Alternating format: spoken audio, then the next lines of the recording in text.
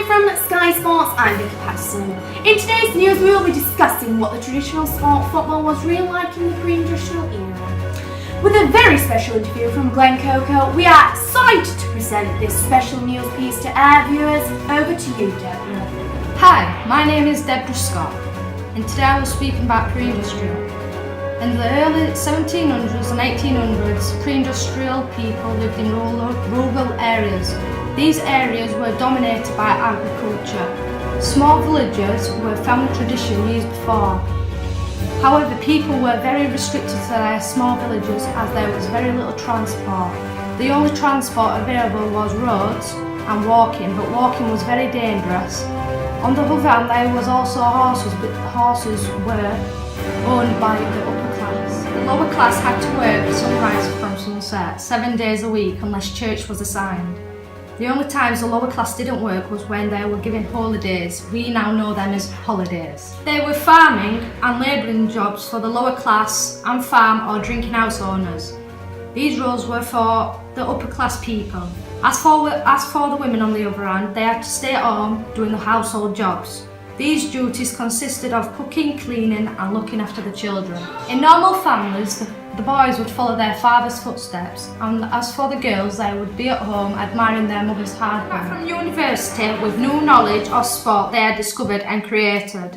They made games such as football and expanded this to other university students. They would explain the rules to them one by one and use codification, which meant all the games had the same rules. This would then allow them to compete against each other. In pre-industrial times, sports such as mob football were a very popular demand as there were loads of room for the sport to take place. Through to this, there were no big buildings or roads. This meant that the sport continued to happen and nothing could stop it. I'm Vicky Patterson, and here we have Glen Coco from Derbyshire. So Glen, what is mob football? Well, it's a great sport ever invented in my opinion. The whole town gets involved. We all go to the pub after. There's two villages and we always beat the other village.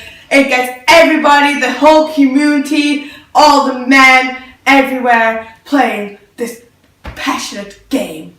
Right, was it violent?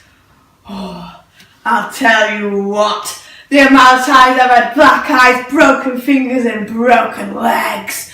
It's a brutal but amazing game. Everybody shoves you, punches you, gets you out the way because that pig splatter ball is the most important thing ever. I can see that. Have you got any bruises? Well, I have got some if you don't want to see them. We're not getting them out. Who took place in the sport? Well, there were two villages. One village, fast, crappy village, who was not my village, and my great village. There were two churches on either side. The aim of the game was to get the ball tapped on your church village wall. The person who gets it across the villages first wins the game. Right. So thank you, Glen Coco. We've just had a really good insight of your traditional sport. Thank you so much. Back to you, Deborah.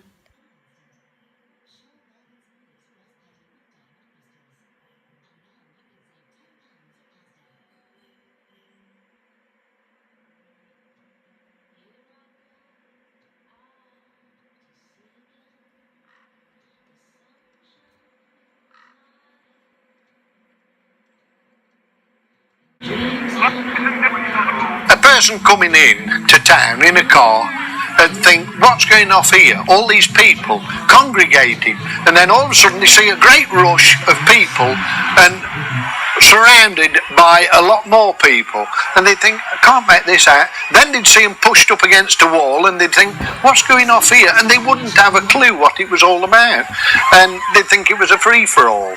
That's what they'd think. But, you know, when you've been brought up round here, you know exactly what it is. So, as I say, there's no rules. The only rule as I know of is bang the ball 3 times at the plinth. You know, at the goal. That's all they can do. So there's no other rules.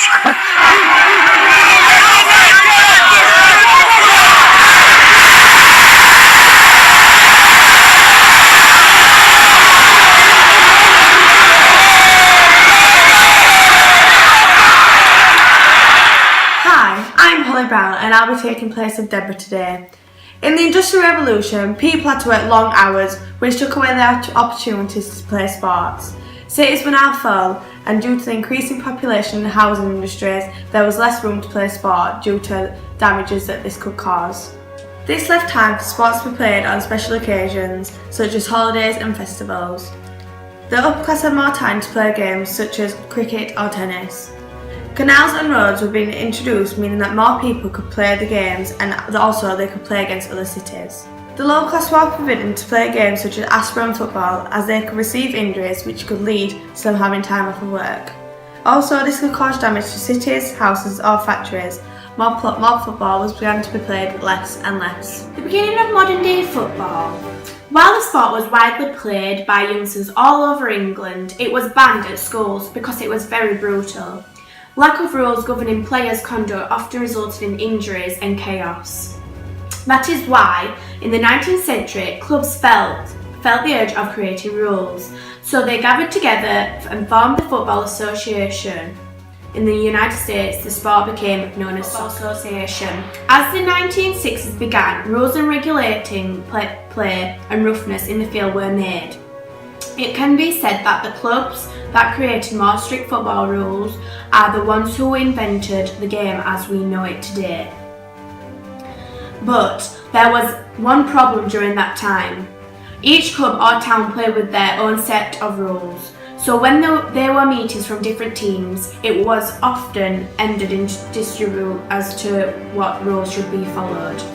The problem was found in 1863 when 12 London clubs met to discuss common rules for the game. These clubs then formed a governing body called the Football Association, the same FA that holds today's popular FA Cup.